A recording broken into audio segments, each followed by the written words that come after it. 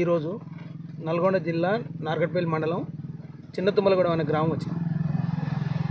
ఈ రైతు పేరు మల్లేష్. అవును సార్, ఈ రైతు పేరు మల్లేష్. ఈ రైతు మినిమం ఒక 5-6 బోర్లు వేసాడు.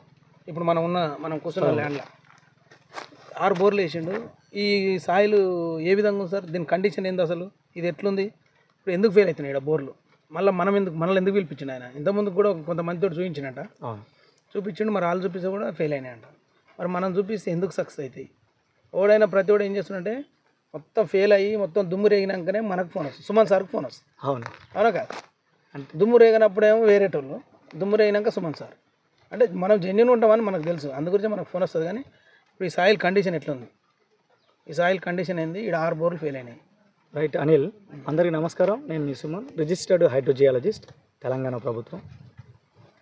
మా అనిల్ అడిగాడు, ఎందుకంటే రోజు ఎవరైతే ఒక పని చేస్తున్నప్పుడు దాంట్లో వాళ్ళతో తిరుగుతున్నప్పుడు వాళ్ళు మాట్లాడే విధానం, వాళ్ళు చేసే పని కూడా మనకు వచ్చేస్తుంది. ఆ విధంగా నేను నా ఎమ్మటి రోజు తిరిగి నేను నా మనసులో ఏదైతే రైతులు అడగాలనుకుంటారో నా సర్వే గురించి అడగలేరు కదా సార్, ఇతను దగ్గర ఉండి అబ్జర్వ్ చేస్తూ రైతులకి మేలు చేయాలి ఇతని ప్రశ్నల ద్వారా అని చెప్పి ప్రశ్నల వర్షంతో నాకు బౌలింగ్ చేస్తుంటాడు.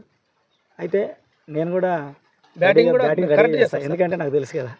అయితే ఇక్కడ ఓకే, ఈ ల్యాండ్ విషయానికి వచ్చేసరికి జియాలజీ ఇది ఎర్ర నేలలో వాన నీరు పడ్డప్పుడు నీటిని తీసుకుంటుంది, ఇచ్చే గుణం కూడా కలిగి ఉంటుంది.